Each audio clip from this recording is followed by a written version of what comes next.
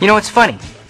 Sometimes the absolute correct strategy for no limit hold'em is the exact opposite of what the correct strategy would be in limit hold'em. Let's take a look at a few examples.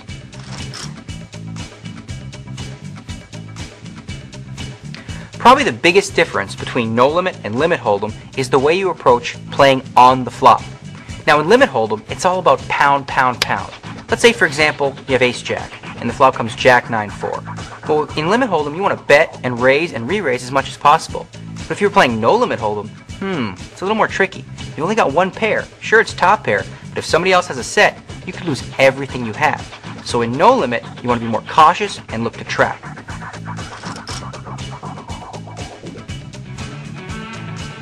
In limit hold'em, when you get to the river, it's totally okay to stay aggressive. If you think you have the best hand, go ahead and bet one more time. What's the worst thing that can happen? You lose one more bet. Big deal. It's not the end of the world. But in no limit hold'em, it just might be. In no limit hold'em, even if you think you have the best hand sometimes, if a really scary card comes off and it might cost you your entire stack, sometimes it's better to just check and win what's already in the middle.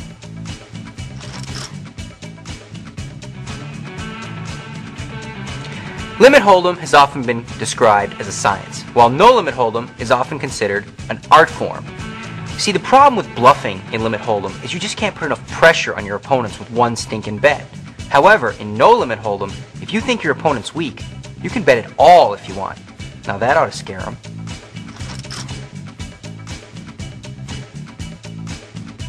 In a live game, all you have to worry about is playing your hands right and maximizing your profit.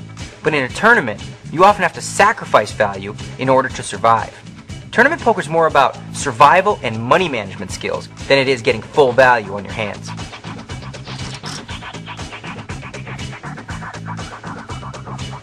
There are mixed theories on how to approach the early stages of a tournament.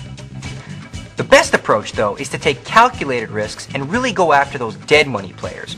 There's more bad players in the early stages of the tournament, and if you don't get that dead money, one of the other top players will.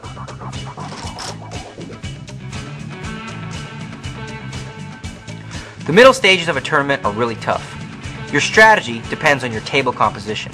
If you're at a table with a bunch of weak and timid players, well then you be a maniac and start attacking them. However, if there's already a bunch of maniacs at your table, well then you need to be patient. Sit back and look to trap them. It's all about ebb and flow.